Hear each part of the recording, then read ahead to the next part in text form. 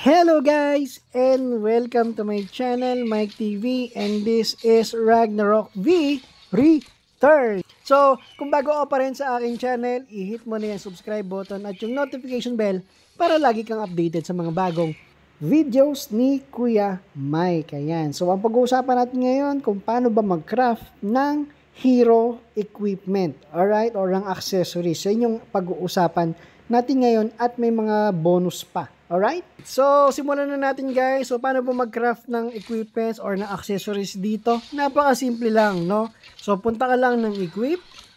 I-click mo yung craft equipment. Then, hanapin mo yung job mo o job ng character mo. Dahil ako hunter, syempre, i-click natin yung archer.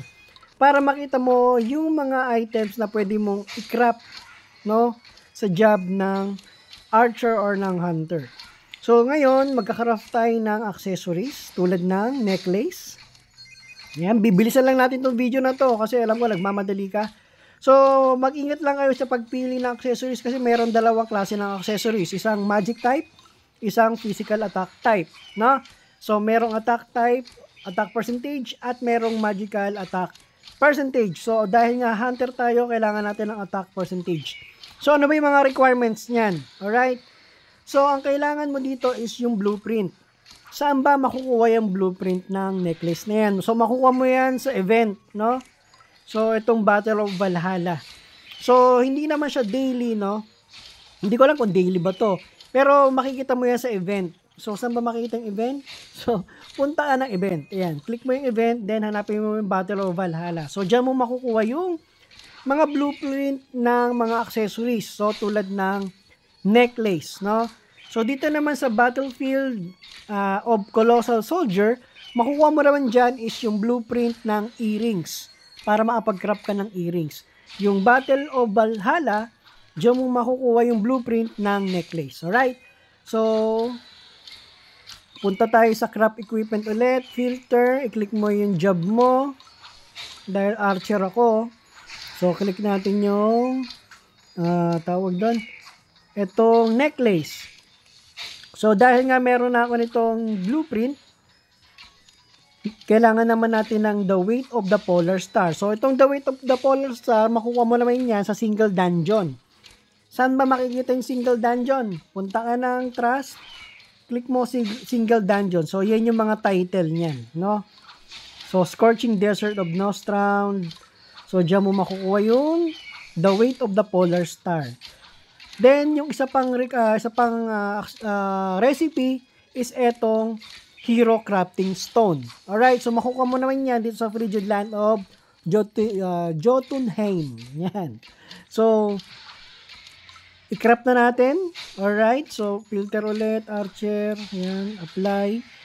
Yan, so click mo na yung ating necklace. Ayan ha. Check nyo maigi kung attack ba yan or magic attack. So, dahil nga ang luma kong necklace ay level 40 at ang kanyang tier is normal lang, so kaya mapapalitan na natin siya ng hero, no? Hero tier na Crescent Moon necklace. Alright, dahil kompleto na yung recipe natin, craft na natin sa halagang 75,000 zennies. Let's go! Boom! Alright, so meron na tayong Crescent Moon necklace. Mapapalitan na rin sa wakas yung aking necklace. Ayan, so i-click na natin yan, equip. Alright, so dahil na-equip na natin yan. So, ang maganda dito guys, kapag pinalas mo siya or in-upgrade mo siya ng plus 8, magkakaroon ka na ma-unlock mo yung defense plus 14%, no? So, malaking tulong yan. So, try natin mag-smelt or mag-upgrade ng equipments. So, paano ba mag-upgrade ulit ng equipments? Punta ka lang ng yan, umpisa natin sa inventory, then smelt. So, smelt po ang tawag sa pag-upgrade ng equipment. So, nasaan na yung accessories natin? Click mo yung necklace natin. So, sa smelt naman guys, ang kailangan mo is itong stardust. Itong stardust na to, makukuha mo yan sa mga napapatay mo mga monster, no? So, madali lang siya makuha or kaya pwede ka rin makakuha niyan by decomposition, no? Decomposition, no? I-decompose mo yung mga nalulot mo mga equipments na hindi mo naman kailangan. So, click natin yan. So, Ayan. So, ito yung mga naluloots natin sa ating pag-grind. So, kapag dinecompose mo yan o decomposition, may makukuha kang stardust. No? So, try na natin i-decompose yan. Alright. So, may nakuha tayong 38 na 38 na stardust. So, hanapin na natin yung ating yan. So, kailangan natin i-plus 8 para ma-unlock yung defense plus 14%. So, medyo mahirap lang to guys, no? So, sana swertein tayo ngayon. Let's go! Yung plus 1, plus 2, plus 3, uy, plus 4, uy, nag-plus 5. Naku, bumaba, nag-plus 4 ulit. Plus 5, naku, nag-plus 3, no? So, medyo madugo lang to guys, no? Talagang tsagaan lang. Kasi, plus 4, plus 4 ulit. Plus 5, plus 6, plus 7, plus 8 mo. Naku, nabasag. Yan. So, pwede ka rin gumamit nito guys, no? Itong Valkyrie Soul Stone para hindi nag-level down yung pag in-upgrade mo. So, try natin gumamit ng isa. Sana mag-plus 8. Hindi siya nag-plus 8, no? Ayan. So, sana mag-plus 8 na to sa susunod. Let's go! Naku, nag-level down. Naku, nag-level down ulit. Yun. Yun na. Let's go, let's go. Yun, nag-plus 6. Plus 6 ulit. Naku, nag-plus 6 ulit. Plus 7. Ito na. Yun, nag-plus 8. Yes. Na-plus 8 natin siya. Kaya na-unlock na natin yung defense. Plus 14%. Oy, malaking tulong yan. No? Malaking tulong yan sa ating archer. No? So, kasi medyo manipis yan. So, dahil nga na-equip na natin, ngayon, lalagyan naman natin siya ng card. Yan. Isa sa mga importante rin yan para lumakas yung ating character, no? Yung CP niya para tumaas. So, syempre, yung ilalagay mong card dito is yung kailangan ng character mo.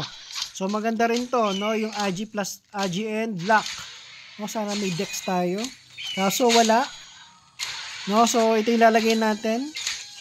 AG and Luck. So, dito guys, parang tingin ko meron dalawang build ng archer dito, no?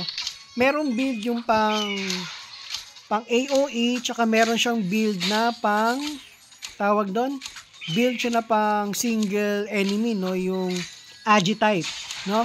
So, ang pinili ko kasi is more on mob type para mabilis yung XP, tsaka mabilis mag-grind. Kasi yung pang solo lang, medyo matagal yon. Kaya, ito yung aking skill ng aking hunter, no? Bear with me, no?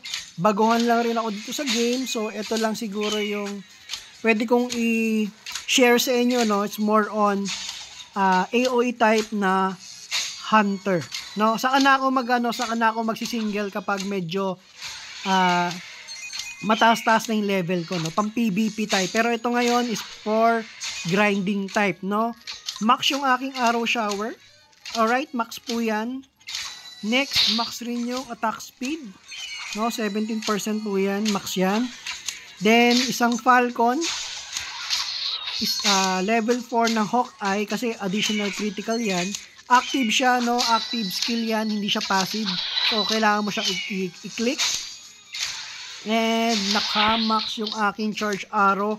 Masarap to guys, no? Pang mga boss kasi talagang tumatagos yan. Tumatagos sa laman ng boss yan, no? So, charge arrow, medyo masakit ang damage yan.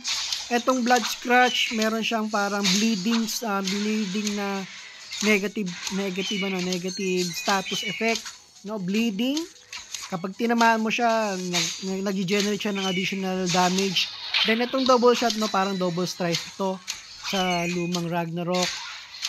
Itong triplia volley, ano naman siya, pang maramihan rin siya, no?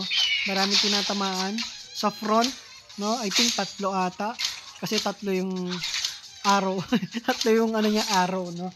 So, ito yung ginagamit ko rin na additional passive skill. Itong Hummingbird Sense.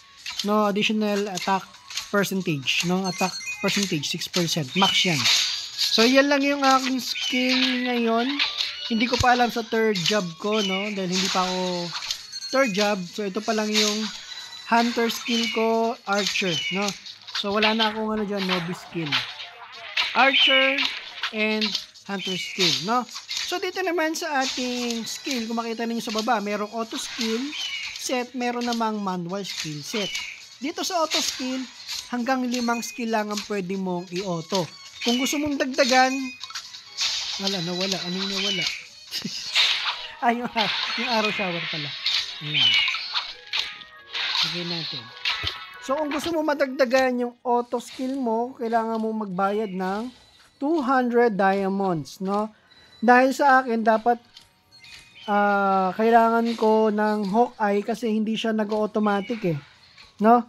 Hindi siya passive. So, kailangan mo siyang i-click. Kaso, ang skill ko, 5 na, no? So, kailangan ko magbayad dito ng 200 diamonds para ma-activate ko yung additional slot for auto skill. So, sa mga susunod na video natin yan. Kasi, nag-iipon pa ako ng diamonds. Alright?